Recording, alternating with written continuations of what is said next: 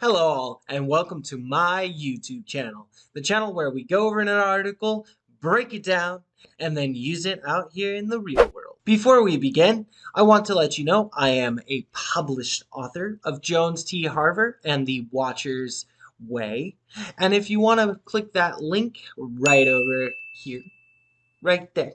Yeah, just click that link. That'll take you right to Jones T. Harver and the Watcher's Way. It's a great read. It's a 504-page novel, and I think you will like it. Novel? Noble. Well, It's yeah, a it's very good, 504-page sir. novel. Over here in the doobly-doo, in the bottom, I think right there, right there. Click that subscribe button. And if you click that subscribe button, I would really appreciate it. And you'll get more crazy content from my channel and me. So let's jump into it, shall we? I will be going over the 8 ways to creative writing. So here we'll go over world building.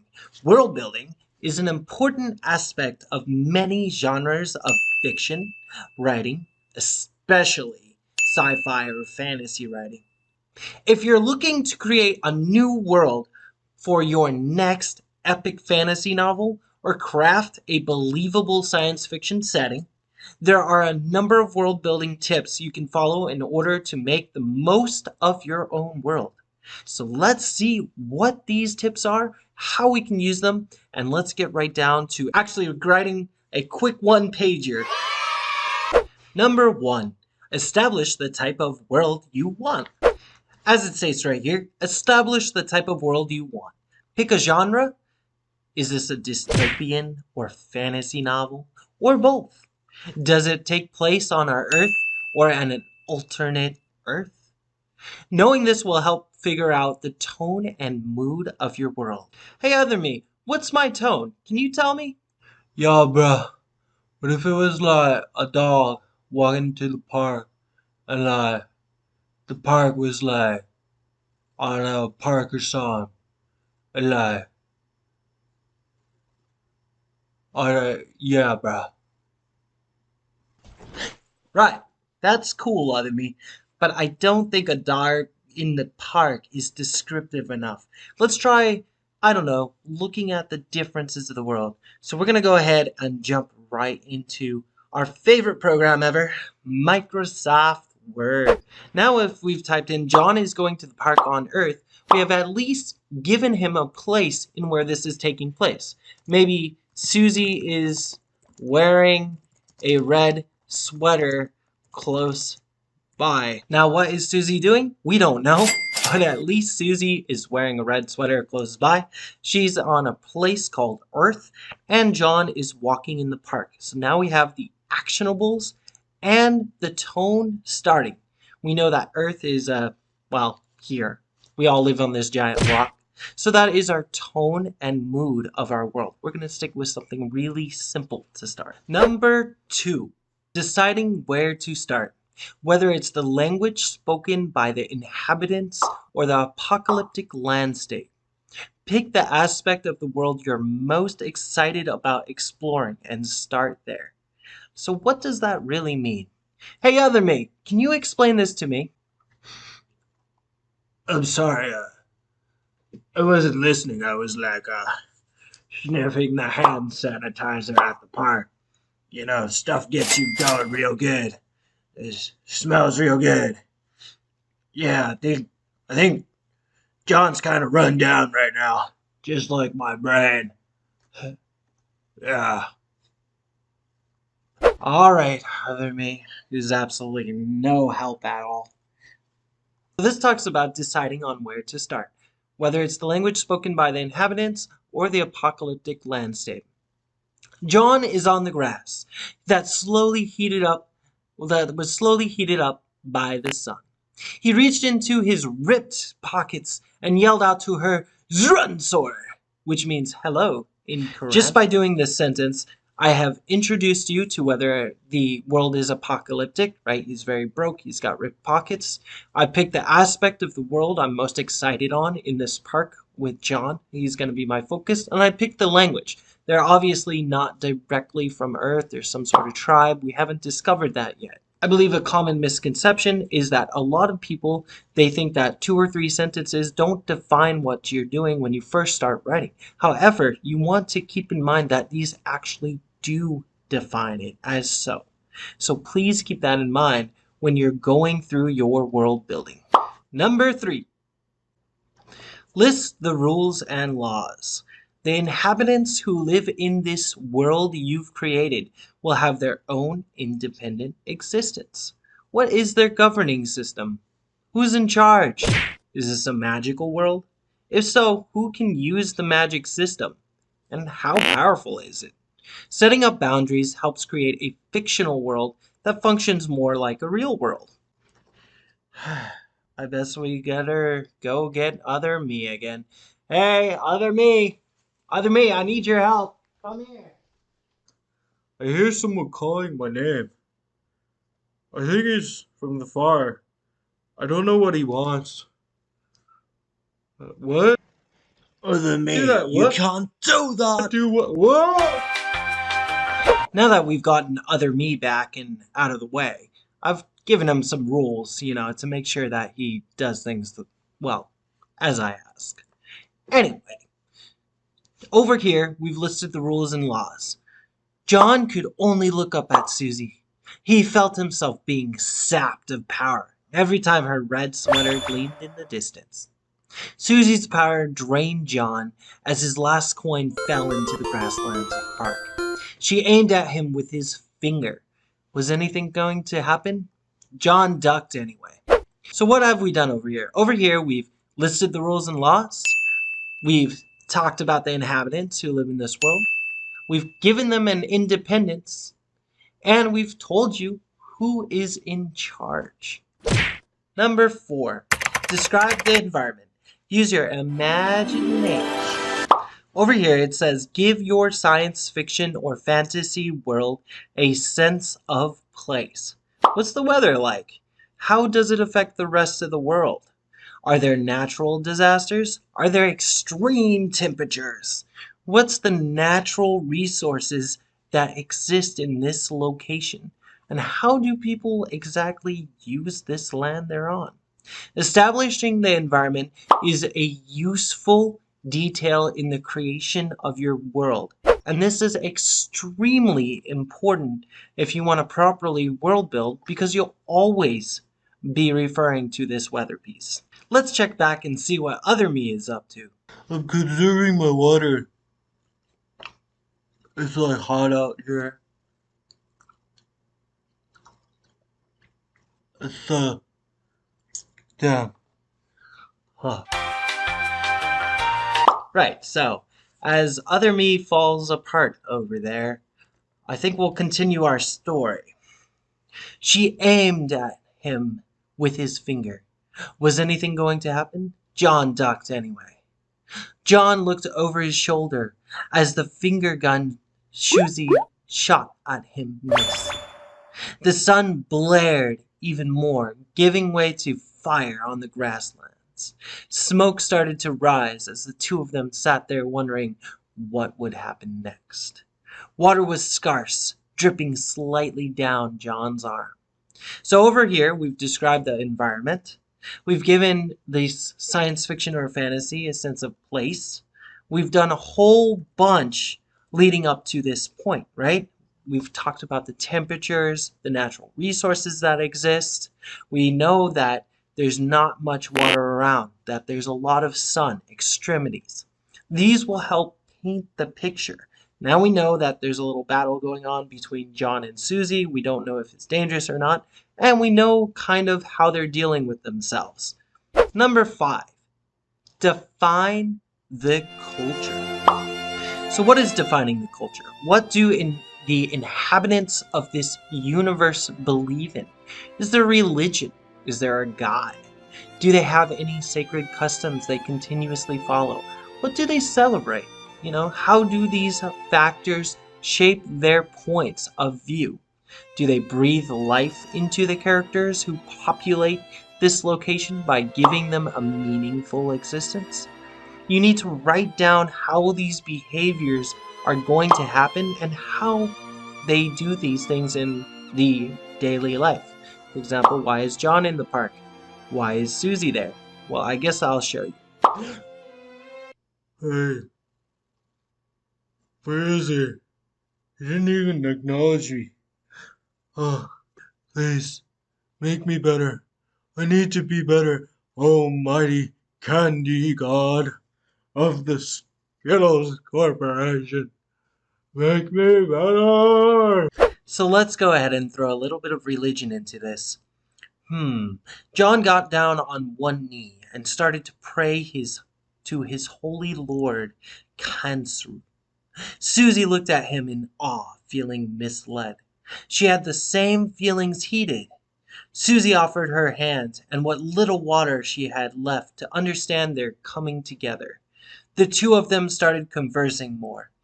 Achak nalem, she said to him. John smiled. The two of them, instead of fighting, were now friends. Over here, now we've given them a custom. We've given them a god.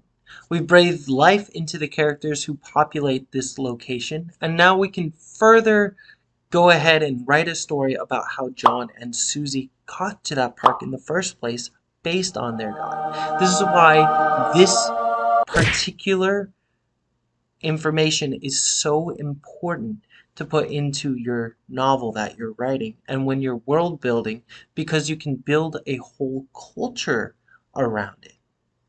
Number 6. Number 6 is all about defining the language. As a world builder, indicate how the inhabitants communicate. Is there a common tongue? Are there taboo subjects? Things we don't talk about. We don't talk about Bruno.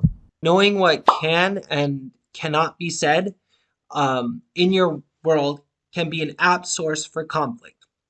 For example, the differing languages that I just mentioned earlier in my writing can sometimes create a conflict that can be good or bad. Or as in this example in the article, George R. Martin's World of Westeros and the Dothraki, right? That gives a rich language in your story building so that you can further develop it in a continuous manner and compound it on what you've written earlier. Hey, other me, can you teach me a new language? I'm kind of having a little trouble here. What if, like, you had mumble language and you were like, I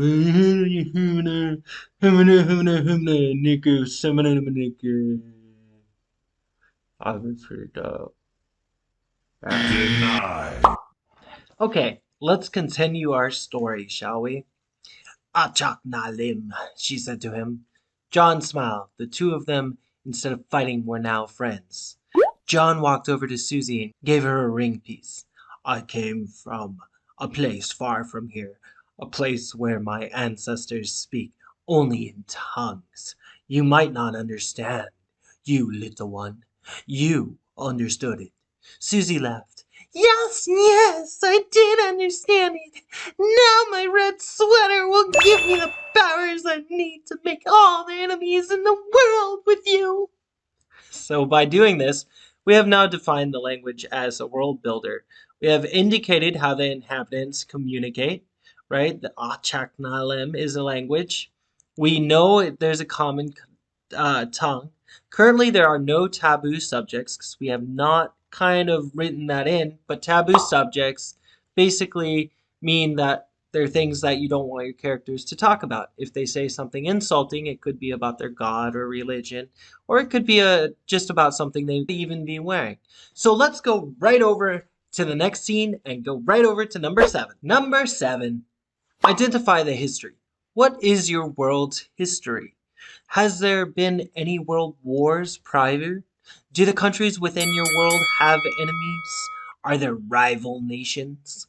Is there a sole antagonist?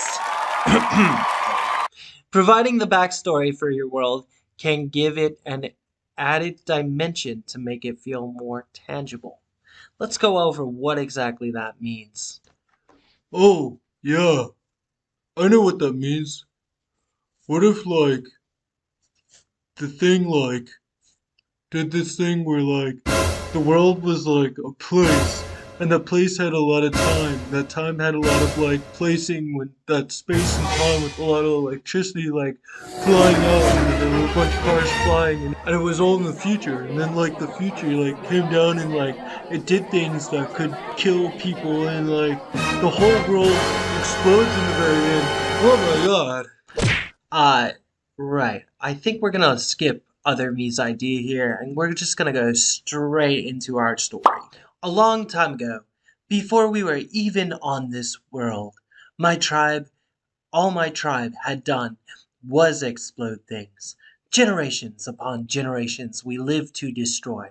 Now all we want is peace here on earth. This is why I gave you that peace and that ring. Susie felt the sense of anger overturn her. She pulled out the finger gun and started to charge it up, aiming it right at John's head. Your tribe can never be friends with mine. Our language may be similar, but our language is always different. Right, so as silly as this story may seem, we're identifying the history between the two cultures. Have there ever been any world wars? Well, we know that between Susie and John, his tribe has always exploded things and gone out of his way in the park to make things tough, where Susie's tribe is just catching on to that. John wants to change that by becoming the protagonist in this story, versus Susie, who is quickly becoming the antagonist in this story. And are there rival nations? Well, this can quickly lead way for our story to become a rival nation between John and Susie. Number 8. Number 8. This one's pretty self-explanatory. Use existing works to inspire you. So what are these existing works? Well, revisit the works of successful fantasy authors to get inspiration. Never steal ideas, but review the work of other fantasy writers to see how they answer the same world building questions within their own novel writing. I like Harry Potter and I like things like Game of Thrones, like video games, like World of Warcraft, and like storylines and more video games. Yeah, we got a lot of fantasy people I like. Yeah, those are some good ones, Southern Me. Maybe back in the 1990s or early 2000s. Let's try like Sea of Thieves or maybe a Fortnite storyline. Yes, there is one, surprisingly. So this one's pretty self-explanatory. Look into your authors you like. Some of my personal favorites are actually people like J.K. Rowling. I like the Sherlock Holmes series. I like R.R.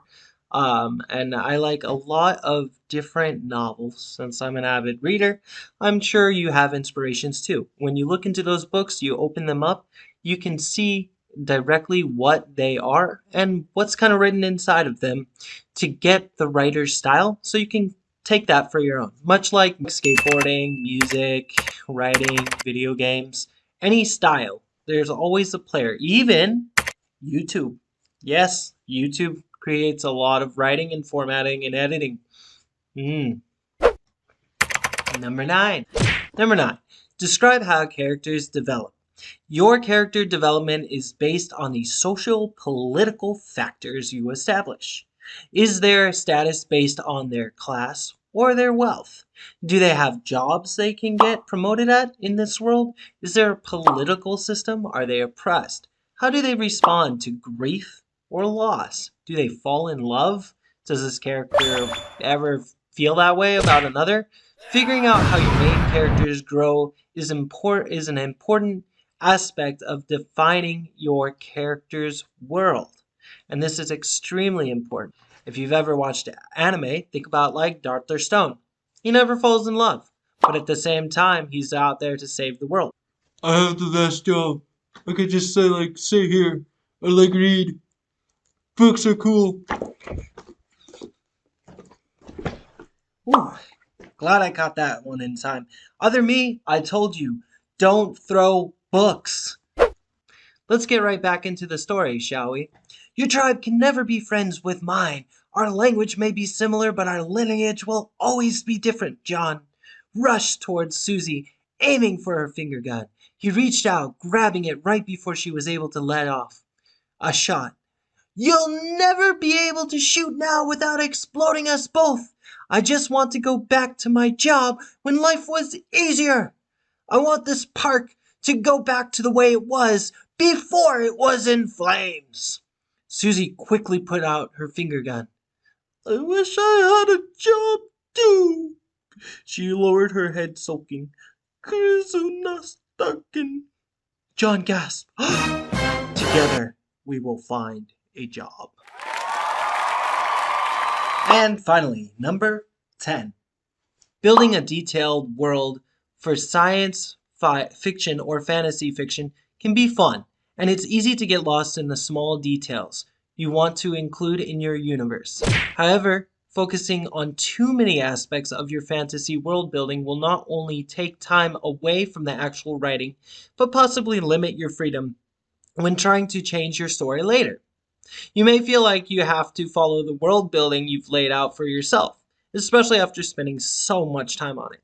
But your story and other details will continuously change along the way, so it's better not to get too hung up on the minor things. So what does that mean? That means as we're world building, we don't want to get hung up on all of our ideas. I have a lot of these issues too. Whenever I was writing my novel, I would always have to jump back and check myself. Sometimes I would end up actually putting multiple ideas in the novel and they would be inconsistent with one another. This will happen with your creative writing if you forget to check yourself before you wreck yourself. Okay? Check yourself before you wreck yourself. That way you don't have to go back and look at your story over and over. Make sure you're making notes. Make sure you're understanding that when you're writing, it flows. There will be days where you do not write for maybe 1 or 2 days when you're writing a big story. And this can sometimes clash with your previous ideas. You'll have to go back and read, etc. So make sure that when you're doing these details, they make sense with your story. But at the same time, try not to write too many micro details into the story so that you can progress your story further along. So if you like this channel and you liked everything else, click the link right over there. Right over there, it says subscribe. And if you like the other thing, click it. I think it's right over there. Right over there. Okay. Sorry about that, y'all. It looks like other me took over and I had to chase him out of here for a bit. If you did like this video though, please hit the subscribe button down over there below and go ahead and check out my links down here below. The blog article will be there as well as a link to Skillshare will be right over here on the side.